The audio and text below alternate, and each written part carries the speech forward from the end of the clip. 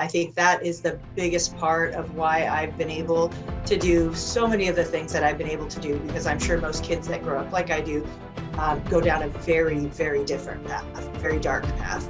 And it so starts, I think, with those conversations.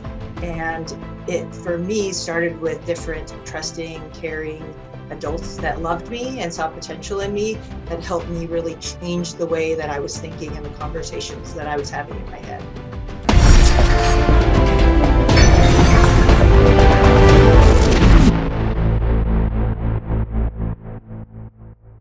So then let's start with, before we get to how the conversations changed, how that happened in the direction that you went forwards, let's talk about when you were having really nasty conversations with yourself. We don't have to go deep into anything personal as far as the experiences that you've been through, because I'm sure a lot of it is traumatic and we don't have to dig that up. But what I'm curious about is, you can pick a point in your life, whether it's when you were 7 or 14, whatever it kind of clicks the most, but you're thinking, when did I have the worst negative self-talk about telling myself who I was and what I thought I would become? What kind of comes to the top of your mind? Oh, I think, if I'm being completely honest, I think those conversations come and go, and they came and gone as a child, but also as an adult. I mean, I could even look back over the last week and think, man, there are still times when I have definitely not mastered that. And there are times where that doubt comes in, or the fears come in. And I think I've done a better job recognizing it. But I think it will honestly always be something that I deal with and I struggle with. And I try to keep myself into thinking those more positive thoughts.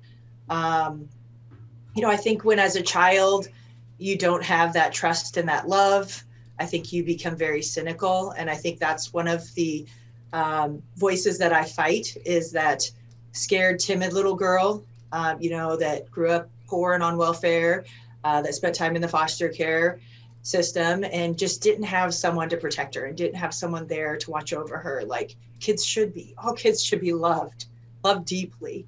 And I didn't have that, but I did have some other people that came in and just changed kind of the narrative.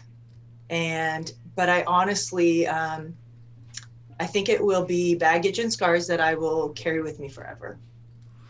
And it comes and goes. And I will say, just this week, there have been times where I have those thoughts and those conversations, and little Sandy pops into my head, and I have to, remind that the now Sandy, the confident Sandy, is going to ride and going to drive this car.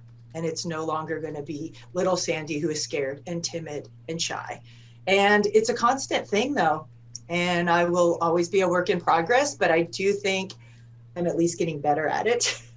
I would say you're definitely getting better at it. I don't know if it's something you ever master, but given what you've accomplished, there's a lot that you need to overcome, not just physically, but mentally.